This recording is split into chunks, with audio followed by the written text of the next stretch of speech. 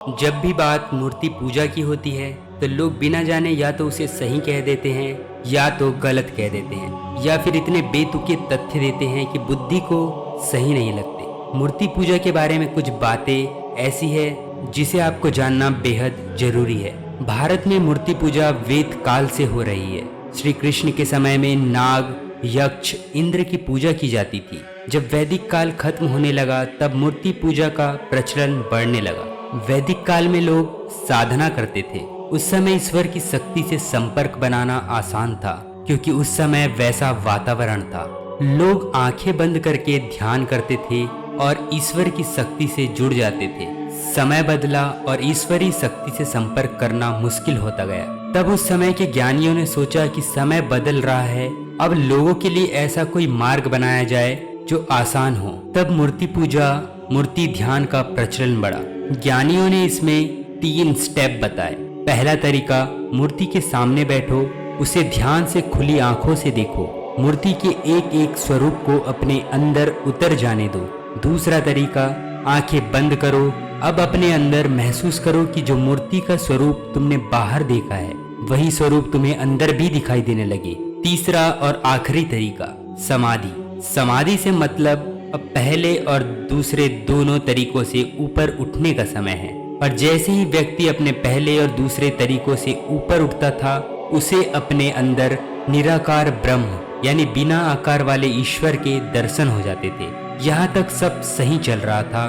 फिर प्रवेश हुए भगवान बुद्ध, जिन्होंने अपना मार्ग बताया। बुद्ध के मार्ग ने करोड़ों लोगों को समाधि तक पहुंचाया। अब मजे की बात यह है, चाहे ऋषियों का मार्ग हो चाहे भगवान बुद्ध का मार्ग हो, दोनों के मार्ग में कितना भी मतभेद हो, दोनों के बताए गए मार्ग तीसरे तरीके समाधि तक लेकर जाते हैं। जैन धर्म में भी सविकल्प और निर्विकल्प समाधि के नाम से साधना की जाती है। समाधि तक जाने के बाद लोग अपना अपना अनुभव अलग अलग नामों से बताते हैं। बुद्ध समाधि के अपने अनुभव को बताते हुए कहते हैं ईश्वर नहीं है, आत्मा भी नहीं है। महावीर कहते हैं आत्मा है लेकिन ईश्वर नहीं है। हिंदू कहते हैं आत्मा भी है और परमात्मा भी है। कुल मिलाकर सभी का अंतिम लक्ष्य अपने अपने मार्ग से आपको समाधि तक पहुंचाना है और आपके अंदर मौजूद उस परम तत्व से आपका मिलन करवाना है। बुद्ध ने कहा था मेरी मूर्ति मत बनाना, मेरी पूजा मत करना, लेकिन किसी ने बुद्ध की बात नहीं सुनी।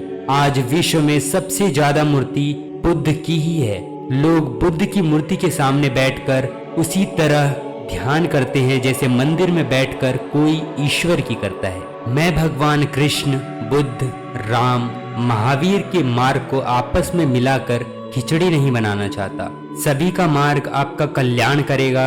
अगर श्री राम कमल के फूल हैं तो श्री कृष्ण गुलाब के फूल हैं। अगर भगवान बुद्ध चमेली के फूल हैं तो महावीर चंपा के फूल है। हर किसी का अपना गुण और मार्ग है और इन सब की तुलना एक दूसरे से करने का पाप हम अपने सिर नहीं लेना चाहते।